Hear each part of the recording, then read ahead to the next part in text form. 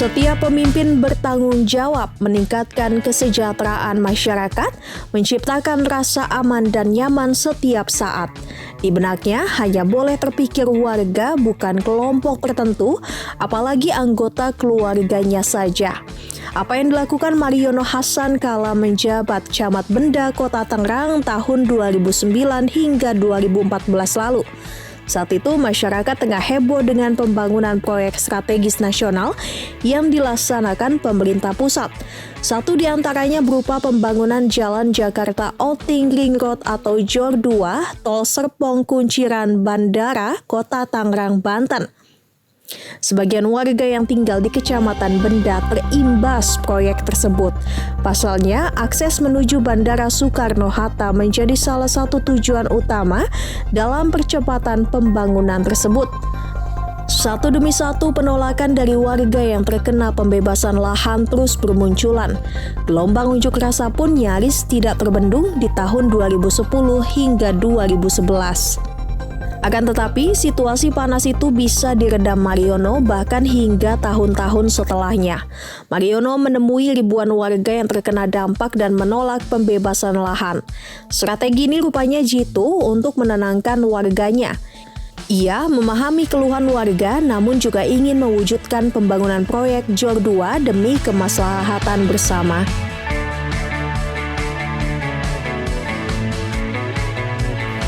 Kalau ada sesuatu yang perlu dibicarakan masyarakat, dia itu langsung turun, berhubungan langsung dengan masyarakat. Dan nggak banyak masalah zaman saat itu saya sama dengan Pak Mariono, karena memang semua masalah bisa dihandle bersama. Memang menurut saya beliau itu luar biasa, pemuda dan orang gesit, cepat bergeraknya gitu ya. Pernah terjadi saya datang ke wilayah saya pada saat itu. Saya pikir saya orang yang pertama datang ke masyarakat. Ternyata masyarakat itu lebih kenal ke Pak Mariono ketimbang saya gitu ya. Jadi saya ketinggalan langkah oleh beliau karena ya anak muda yang cukup bermasyarakat. Dan untuk Kecamatan Benda barangkali kalau nanya Pak Mariono, nggak ada orang bilang Pak Mariono orang nggak baik. Dia orang baik. Dia nggak membedakan si A atau si B. Di mata Pak Mariono semua sama. Keluarga yang perlu dibantu. Dia tidak lihat siapa orang itu. Yang penting kalau ada masyarakat yang perlu pertolongan pemerintah, terutama camat, beliau itu orang yang paling pertama. Selama menjadi orang nomor satu di Kecamatan Benda, Mariono dikenal sebagai pemimpin yang gemar membantu masyarakat. Salah satunya ketika warganya terkena musibah banjir. Kala banjir melanda kawasan Benda, Mariono terjun langsung untuk mengecek kondisi warganya sembari memberikan bantuan. Pagi, siang, maupun malam, Mariono menyambangi satu persatu rumah warga yang terdampak banjir kala itu. Ketika di musim saat banjir, dia itu langsung mengevakuasi warga, langsung datang door to door dan memberikan bantuan, baik itu pagi, siang ataupun malam, bahkan sampai pagi hari.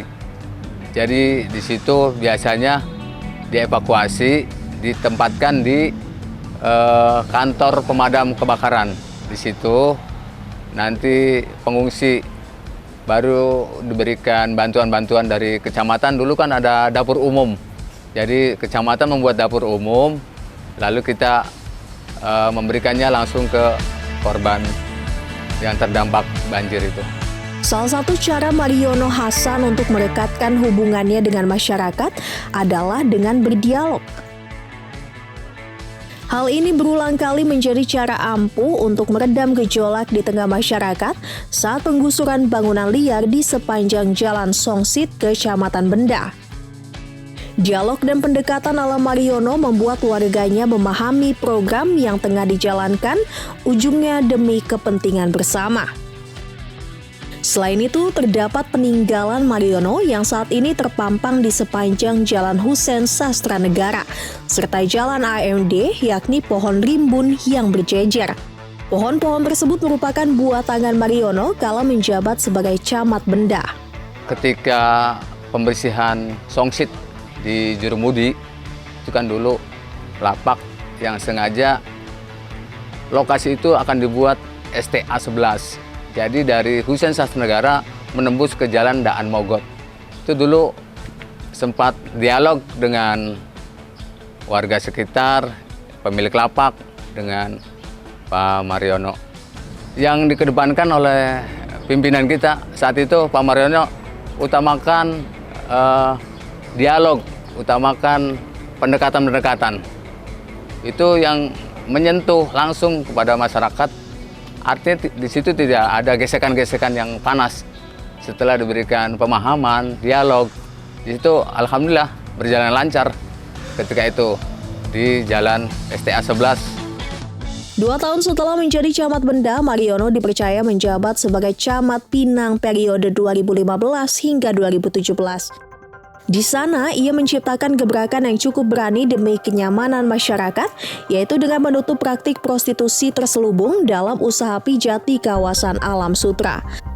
Berawal dari laporan masyarakat, Mariono dan jajarannya dengan cepat melakukan sidak untuk menutup tempat praktik prostitusi tersebut. Bermodalkan dialog dan pendekatan yang dilakukan Mariono, penutupan praktik lokalisasi prostitusi itu berjalan mulus tanpa adanya gejolak maupun gesekan.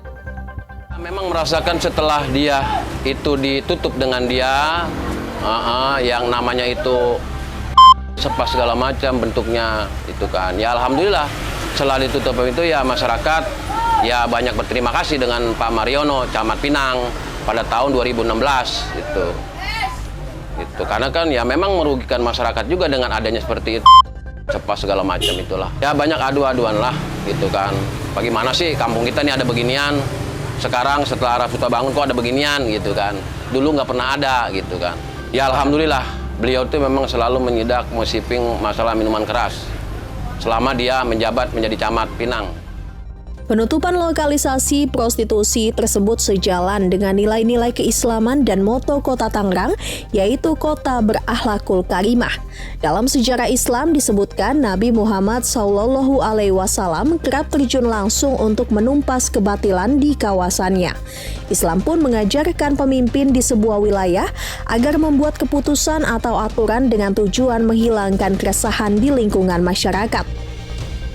Nah, kita sebagai warga atau pemilih ya yang punya hak pilih harus benar-benar selektif. Jangan sampai kita memilih orang-orang yang justru tidak amanah. Hanya gara-gara mungkin ada serangan fajar istilahnya ya. Apakah itu berupa uang, apakah sembako dan lain sebagainya. Padahal dia tidak memiliki sifat amanah, dipilih. Nah ini dan kedepannya akan hancur lah. Nah ini kemudian Patona harus pandai juga ya. Pemimpin juga harus pandai, harus cerdas, ya, bisa melihat visi ke depan. Jadi jangan sampai pemimpin ini ya nggak tahu masalah yang dihadapinya di masyarakat ke depannya bagaimana. Dan ini tabligh itu menyampaikan apa yang harus disampaikan semuanya ini harus dilakukan yang sebaik-baiknya. Jangan sampai ada hal-hal yang dikatakan disembunyikan dan lain sebagainya. Jadi utamanya itu sidik itu. So, kalau satu yang sidik ini nggak benar, ke bawahnya akan berpengaruh kepada pelaksanaan tugas-tugas sebagai kepala daerah.